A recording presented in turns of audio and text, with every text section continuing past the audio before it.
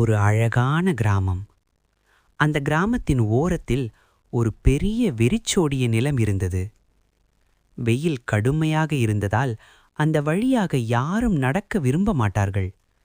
அந்த கிராமத்தில் அருண் என்ற ஒரு சிறுவன் இருந்தான்.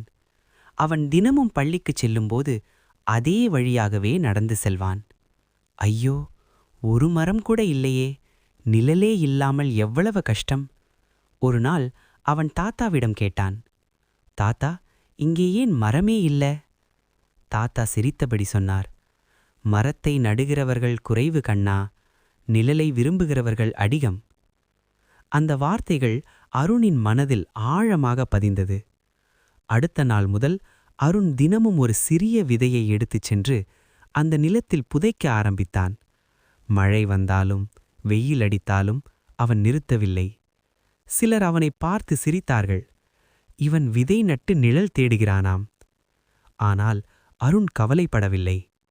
மாதங்கள் கடந்தன, சிறிய செடிகள் வளர்ந்தன, வருடங்கள் கடந்தன. அந்த நிலம் பசுமையாக மாறியது.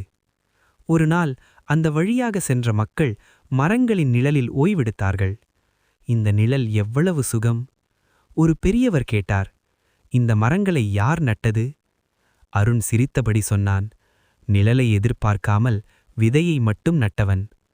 அந்த பெரியவர் சொன்னார், கண்ணா, நீ மரங்களை மட்டும் நடவில்லை, நீ நல்லுணர்வை நட்டுவிட்டாய். உடனடி பலன் எதிர்பார்க்காமல் செய்யும் நல்ல செயல் ஒரு நாள் பலருக்கு வாழ்க்கை மாற்றும் நிழலாக மாறும்.